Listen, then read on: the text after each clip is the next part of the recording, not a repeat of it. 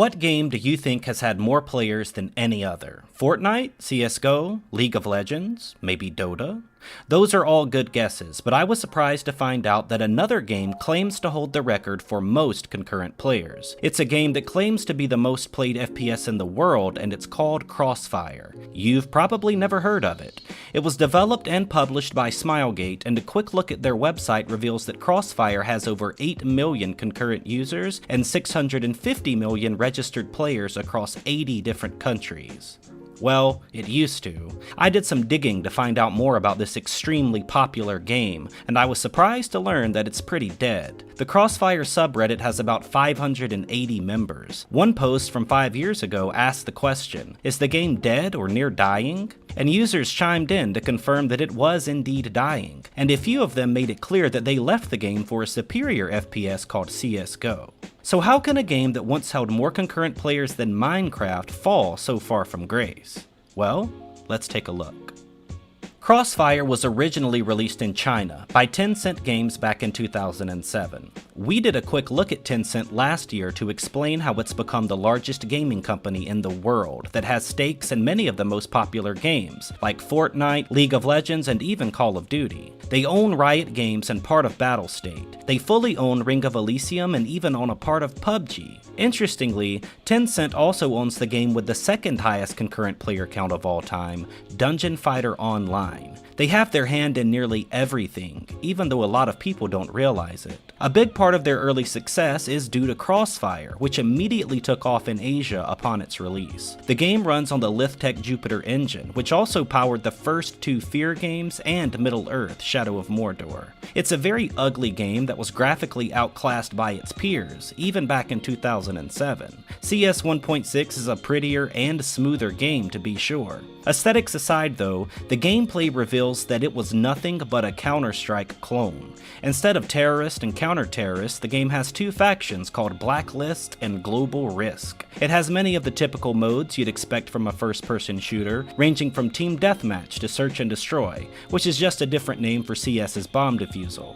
It also includes some niche modes as well, like Ghost Mode that allows players to become invisible, and Mutation Mode. The competitive aspects of the game come down to the standard modes you would expect though. The game also copies the basic layouts of many of Counter-Strike's more iconic maps, and even has a Dust 2 clone called Desert 2. Skins are also here, as well as a kill feed that's ripped straight out of Valve's handbook. So how does an ugly CS clone become the most popular game in the world? The easy answer is because Tencent tapped into the extremely large player base that China offered. Even though the game was developed by a South Korean studio, just like PUBG, Tencent wasted no time in using their influence and funding to shove an idea that had already been proven to work in the West into the Chinese market.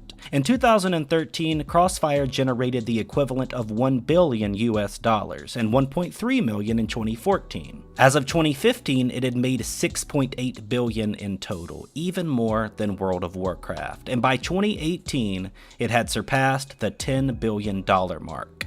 These numbers are almost unbelievable. Even more interesting is the fact that Crossfire is a free-to-play game, meaning that every bit of revenue it's generated stems from microtransactions. One takeaway here is that Tencent was perfecting the microtransaction model well before Epic or EA was. Westerners have no doubt heard of Fortnite, Counter-Strike, and Call of Duty, but if you ask them about Crossfire, they'll likely tell you they've never even heard of it. So, while the West was enjoying CS 1.6 and the evolution of team-based FPSs, people in China and Korea were playing a Tencent clone that completely passed by Americans and Europeans. 600 million registered accounts and a record-setting 8 million concurrent players. It's a testament to the popularity of gaming in Korea and China. Back in 2018, Fortnite's record was 3.4 million concurrent players, but when the game debuted in Korea, that number immediately jumped to a new record of 8.3 million. As of the time of this recording, CSGO has 500,000 concurrent players, Dota 2 has 360,000, and PUBG has around 240,000. These are infantile numbers in comparison to Crossfire's peak. I want to make it clear though that these huge numbers come directly from Smilegate, the developers of the game. I can't find any confirmation of the numbers anywhere, but there's no doubt that Crossfire's popularity is dumbfounding, considering its lack of acknowledgement in places outside of Asia. What's even more shocking is how dead the game is in 2020. It's a shell of its former self and only draws in about 30,000 players on its best day. Crossfire's best days are behind it, but now let's take a look at what the future holds. It was revealed at the Microsoft E3 briefing last year that an HD remaster of the original Crossfire and the new entry called Crossfire X were being developed by Smilegate. It'll be the franchise's first entry into the console market, and Microsoft is heavily invested into its move to the Xbox. According to the announcement, the game will have unique content that's only available to Xbox Game Pass subscribers. Smilegate is still the primary developer, but Remedy Games has joined in to take charge of creating a single-player campaign for Crossfire X. It's going to be on the Unreal Engine 4, and it will also include a Battle Royale mode. It's a significant departure from the original Counter-Strike clone. So, put simply, Tencent is changing Crossfire from a carbon copy of Counter-Strike to a clone of different sorts. They're doing what they do best, capitalizing on whatever's popular at the time. The new Crossfire is going to include a Battle Royale mode and a Call of Duty-like campaign. To be fair, the old objective-based game modes are going to be there too, and the original factions are returning. It's an ambitious project that appears to be trying to include everything that's popular about FPSs in the modern era. Competitive bomb defusal mode? Check. Battle Royale mode? Check. Single-player campaign? Check. Sticking to the old model, it's also going to be free to play. And I can nearly guarantee you it's going to have plenty of microtransactions. So a game that many people have never heard of, in many ways, encapsulates every mainstream aspect of gaming. Crossfire Mobile is a part of the project as well, and I'm interested to see how much money this Crossfire is going to make. Part of me wants to hate Crossfire because Tencent isn't without its flaws, and the original game was nothing but a cheap Counter-Strike clone. I love CSGO, and the fact that Smilegate and Tencent created a cheap copy of Counter-Strike back in the day and experienced more success with it doesn't sit well with me. That's undoubtedly my own bias though. I wanted to create this video because the most popular first-person shooter in gaming history, a game that grossed over $10 billion, is a game that many people have never even heard of. I'm curious to see if that changes with the release of Crossfire X. Will it actually do well in the West?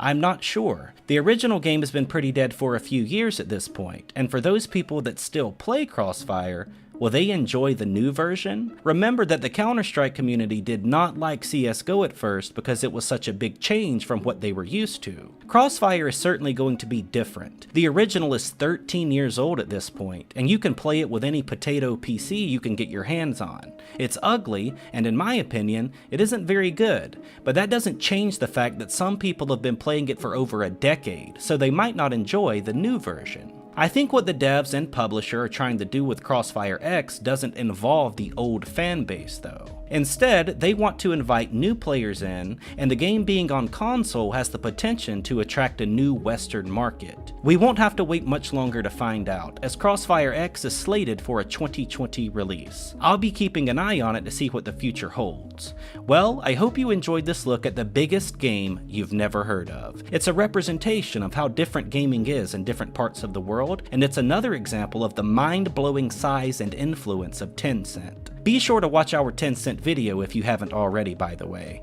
and be sure to share the videos if you enjoy them. Thanks for watching, and as always, I'll see you guys on the next one.